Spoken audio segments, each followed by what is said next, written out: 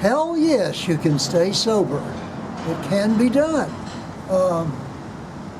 Who am I and what am I talking about exactly? Well, I'm Jim. I'm Jim Christopher. I'm a sober alcoholic. I've been sober for 34 years, a little over, closing in on 35 years. I got sober in 78, April 24th of 1978, continuously sober all this time. And so that means that I've had freedom from alcohol and drugs in my life for all these years. Now, I assume that you were doing something on the computer to find stuff talking about sobriety or how to get sober or how to get clean and sober, stay sober, that sort of thing, or you wouldn't be watching this particular event. This guy talking about being sober. Otherwise, you know, what in the hell would I be watching this for, you might say. So hopefully this can be of help for you.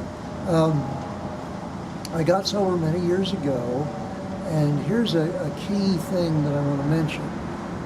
In all of these years of my sobriety, I haven't, when something bad happens, thought of a drink. That doesn't automatically come to mind. Now remember, I want to tell you that I began living for a drink. I mean, I had that going for me for many years. I just lived to drink. That was it. If I didn't have a drink, I wasn't comfortable. In my case, it was alcohol. I didn't go much into the other drugs.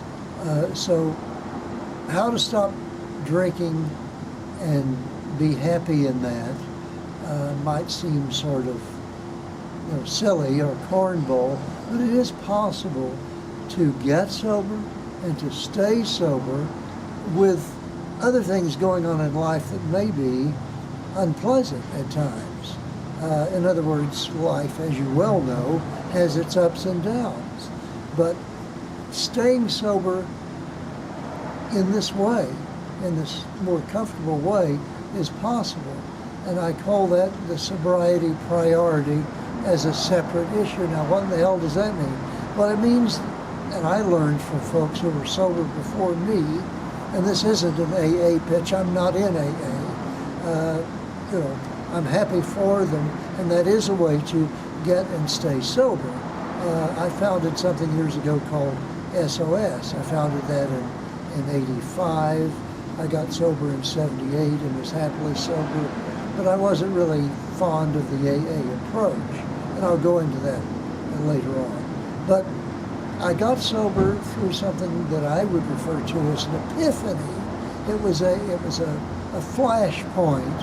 Not everyone experiences this sort of thing, but I did because I had been miserable for so long, and what was the reason that brought this on? I don't have any idea. I have no idea what the reason was, and most folks don't either. They might try to pinpoint it or trace it or whatever, but it was like a flash point where I thought, I can't do this crap anymore. I just can't do it anymore. And it was a very powerful, visceral feeling, which I call an epiphany. Like a neon moment that I thought, this is a horror. This isn't my life. It's no life. I can't live like this anymore. As some people say, I got sick and tired of being sick and tired. That's what our friends in AA say, or however you want to look at it. It doesn't have to happen that way for you or anyone else, but it has happened that way for some, and I was one of those people that it happened for in that way. But you can deliberately induce this. What do I mean by this? I mean the sobriety priority as a separate issue from everything else. By everything else, the best example I could, or the best thing I could say is this. You can have hideous issues raging and unresolved in your life, but if you get the conviction, the emotion, the visceral, organic thing in here that I can't drink or use anymore and get away with it. And I'm not really talking about willpower.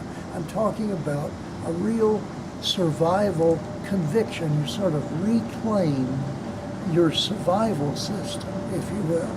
It sort of comes back in this way, where you say, no more, I can't do it anymore, I just can't.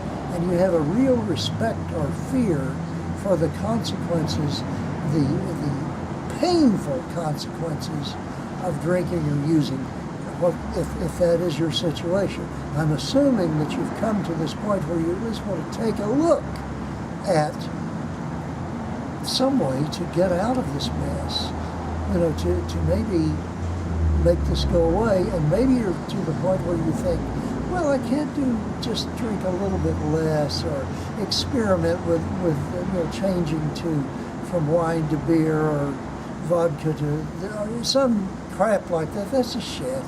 The point is, if you've come to a point where you're exploring and reaching out, you may have come to this YouTube video. And we don't have a magic bullet in SOS. What the hell is SOS? That's Secular Organizations for Sobriety. Now, what does secular mean? Secular just means of this world. Like when you go to a football game or a baseball game or a shopping mall, that's a secular act. It doesn't mean that you're necessarily a secular person. Like an atheist or an agnostic, you may be, you may not be. The point is, Secular Organizations for Sobriety, or SOS, or Save Ourselves, is something that I, as a lay person and a secular guy and a sober guy, founded years ago. Founded back in 1985, and we have free anonymous meetings all over the world. We're a friendly alternative to 12-step AA, NA, CA, and that sort of thing. But we need all of these alternatives. There's Smart Recovery, there's Women for Sobriety, there's, as I said, AA, NA, CA, and others. The point is, wherever you go, and if you get sober and stay sober and are supported by the SOS approach, great. Or the AA approach, great. Or you get sober in a church or a synagogue or a mosque, great. We don't care. If you get sober down at the lake on a fishing trip and throw your bottle into the water and say, that's it, that's all for me, I can't do it anymore, I won't do it anymore, that's just as valid as any other approach to getting clean and sober. I think the idea is, some talk about recovery a lot, and they talk about dry drunks and things like that. Let's stay away from that. The point is, I stopped drinking, and many others have too, years ago, as I said, and happily so, staying sober all this time. So when things get really bad, just to give you some perspective on what's going on with me, if they feel bad, or I feel down, or something bad happens in my life, as it does in anyone's life, I think at least I have my sobriety. At least I have that. Well, for someone who suffered with alcohol addiction for many years, that's a pretty big deal. That's a pretty big deal. So if you can relate to that, then this may be of some help to you. What is this? This I'm describing. We have free anonymous SOS support group meetings, and what we do there is we offer support. If you come in with your individuality and you don't like to be told how to live, how to be, you won't be. You won't be told how to live or how to be. You will leave the meeting with your individuality intact. It's individuals coming together in a secular gathering or setting of a collective of folks to be supported, to give support and get support. People in a common cause who want to get sober, stay sober, and help others in that process, because it helps them as well. That's what SOS is. And we're also a free thought forum in recovery. I didn't say a free-for-all, I said a free thought forum, so that you can experience being empowered from things you hear and things you learn.